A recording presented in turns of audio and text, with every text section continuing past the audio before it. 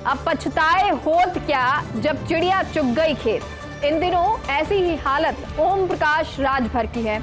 चुनाव से पहले सपा के साथ गठबंधन कर देखे थे सरकार बनाने के सपने, लेकिन मोदी योगी की आंधी में उड़ गए तमाम दिग्गज और उसमें राजभर की सुबह सपा भी चपेट में आ गई। लेकिन शपथ ग्रहण समारोह में सम्मान के साथ बुलाया राजभर को। न्योते से गदगद स्वतंत्र देव सिंह से बोले राजभर, भाजपा का साथ छोड़कर गलती कर दी। अब राजभर अगला कदम क्या उठाते हैं, इस पर सबकी नजरें हैं। तो राजभर जो कि जिन्हें अब न्योता मिला है आने के लिए कि जब शपथ ग्रहण होगा तो उसमें आने के लिए मिला है उनको न्योता, उसके बाद उन्होंने ये भी कहा कि गलती कर दी है भाजपा को छोड़ के। लेकिन अब पछताए होत क्या जब चिड़िया खेत चुग गई। इन दिनों ऐसी हालत ओम प्रकाश राजभर की है। चुनाव से पहले सपा के साथ गठबंधन कर देखे थे सरकार बनाने के सपने, लेकिन मोदी योगी की आंधी में तमाम दिग्गज जुड़ गए और उसमें राजभर की सुबह सपा भी चपेट में आ गई। लेकिन शपथ ग्रहण समारोह में सम्मान के साथ राजभर को बुलाया गया। न्योते से गदगद स्वतंत्र देव सिंह से बोले राजभर कि भाजपा का साथ छोड़कर गलती कर दी। लेकिन अब क्या राजभर का उनका अगला कदम होगा, ये देखना होगा। यानी कि ओम प्रकाश राजभर अगला कदम क्या लेते हैं, क्या वो दोबारा बीजेपी में जाएंगे या बीजेपी लेगी कि जो आला कमान है कुछ फैसला लेता है या कुछ वो रिएक्शन करते हैं, ये देखना होगा। क्या भाजपा संसदीय बोर्ड में शामिल होंगे योगी? भाजपा संसदीय बोर्ड का पुनर्गठन होने वाला है जल्द ही और अभी इसमें खाली हैं 4 पद। सिर्फ शिवराज सिंह ही अकेले मुख्यमंत्री संसदीय बोर्ड में शामिल हैं। अब चर्चा है कि योगी आदित्यनाथ को भी जगह मिल सकती है। दूसरी ओर सुषमा स्वराज के निधन के बाद महिला सीट खाली है और ऐसे में कम से कम 2 महिलाओं को मौका दिया जा सकता है। दलित समुदाय के चेहरे के तौर पर बेबी रानी मौर्य का नंबर लग सकता है। तो संसदीय जो बोर्ड है, क्या उसमें भाजपा के संसदीय बोर्ड में योगी शामिल होंगे? भाजपा संसदीय बोर्ड का पुनर्गठन होने वाला है जल्दी से और अभी इसमें 4 पद खाली हैं। सिर्फ शिवराज सिंह ही अकेले ऐसे मुख्यमंत्री हैं जो संसदीय बोर्ड में शामिल हैं। अब चर्चा है कि योगी आदित्यनाथ भी इसमें शामिल हो सकते हैं, उनको भी जगह मिल सकती है। दूसरी ओर सुषमा स्वराज के निधन के बाद महिला सीट खाली है और ऐसे में कम से कम 2 महिलाओं को मौका दिया जा सकता है। दलित समुदाय के चेहरे के तौर पर बेबी रानी मौर्य का नंबर लग सकता है।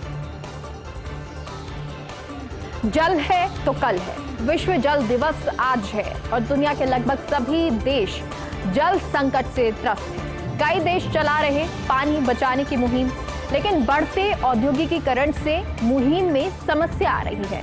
ग्राउंड वाटर कई गुना ज्यादा खर्च कर रही दुनिया और इसलिए बारिश की बूंदों को सहेजने की जरूरत है। उसके लिए रेन हार्वेस्टिंग सिस्टम की अपनानी पड़ेगी प्रक्रिया और ये सिस्टम से कम खर्चे के साथ देता है कई फायदे। भूगर्भ जल स्तर संतुलित रखने के साथ नहीं होती पेयजल की समस्या।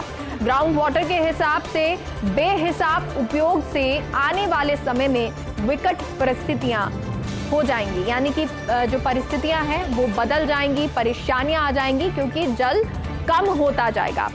जल है तो कल है और आज विश्व जल दिवस है। दुनिया के लगभग सभी देश जल संकट से त्रस्त हैं। कई देश चला रहे हैं पानी बचाने की मुहिम, लेकिन बढ़ते औद्योगिकीकरण से मुहिम में समस्या आ रही है।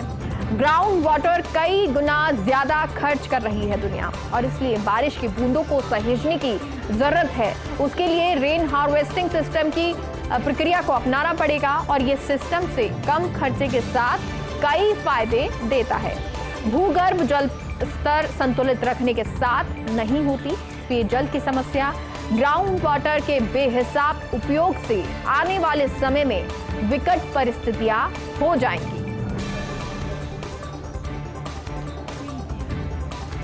जल है तो कल है। विश्व जल दिवस आज है और लोगों को अब खरीदकर पीना पड़ रहा है पानी। ग्लोबल वार्मिंग की वजह से बाढ़ और सूखे की समस्या है और ऐसे में आज धड़ल्ले से चल रहा पानी का बिजनेस। 50 साल पहले जहां पानी मिलता था मुफ्त में, लेकिन आज 1,80,00,000 करोड़ का कारोबार 2023 तक, तो वहीं 4.5 लाख करोड़ तक पहुंच सकता है कारोबार। भारत में हर साल करीब 35 अरब लीटर पानी खरीदकर लोग पी रहे हैं। यानी पहले जब कुछ सालों पहले, वर्षों पहले पानी मुफ्त में मिलता था, वहीं अब लोगों को पानी खरीदकर पीना पड़ रहा है। और वजह ये कि ग्लोबल वार्मिंग जो है वो बढ़ गई है और ग्लोबल वार्मिंग की वजह से बाढ़ और सूखे की समस्या हो गई है। कहीं पर बहुत ज्यादा वर्षा होती है, कहीं कम होती है, समय से वर्षा नहीं होती है या बेमौसम बारिश हो जाती है। इन तमाम चीजों की वजह से जो पानी की समस्या है, ग्लोबल वार्मिंग इन सब चीजों की जड़ है। और ऐसे में आज धड़ल्ले से पानी का बिजनेस चल रहा है। 50 साल पहले की बात करें तो पानी मुफ्त में मिलता था, लेकिन अब इसका कारोबार बढ़ता गया है। यानी कि 2023 तक 4.5 लाख करोड़ तक ये कारोबार पहुंच सकता है। भारत में हर साल करीब 35 अरब लीटर पानी खरीद कर लोग पी रहे हैं।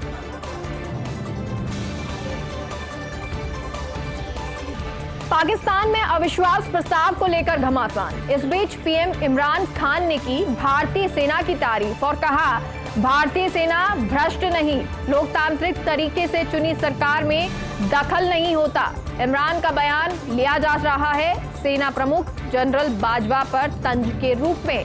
मीडिया रिपोर्ट के मुताबिक बाजवा ने इमरान को पद छोड़ने को कहा है। तो बाजवा ने इमरान को पद छोड़ने को कहा है और उसके बाद पीएम इमरान खान ने भारतीय सेना की तारीफ की और कहा, भारतीय सेना भ्रष्ट नहीं है, लोकतांत्रिक तरीके से चुनी सरकार में सेना का दखल नहीं होता।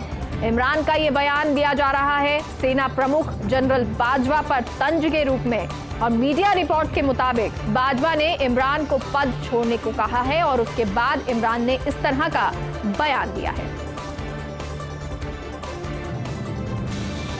चीनी कर्ज का मकर जाल। चीन ने कई गरीब देशों को फंसाया कर्ज के जाल में। कई गरीब देशों में भूखमरी की स्थिति है, लेकिन चीन को चुकाने पड़ेंगे आय का 15% हिस्सा। विश्व का सबसे गरीब देश अंगोला चुकाएगा 1,10 करोड़ रुपए कर्ज। 68 विकासशील देशों पर चीन का 8.5 लाख करोड़ का कर्ज है। पाकिस्तान भी चुकाएगा चीन को 2,16 करोड़ रुपए का कर्ज। तो कर्ज जो है वो छोटे देश, गरीब देश चीन को चुकाएंगे और यही चीन का कर्ज का मकर जाल है। चीन ने कई गरीब देशों को कर्ज के जाल में फंसाया हुआ है। कई गरीब देशों में भूखमरी की स्थिति है, लेकिन चीन को अपनी आय का, यानी कि पूरे देश की जो आय है उसका 15% हिस्सा चुकाना पड़ेगा, क्योंकि उन्होंने कर्ज ले रखा है। विश्व के अगर सबसे गरीब देश की बात करें अंगोला, ये 1,10 करोड़ रुपए का कर्ज ले चुका है चीन से। और ऐसे ही 68 विकासशील देशों पर चीन का 8 लाख से ज्यादा का कर्ज है।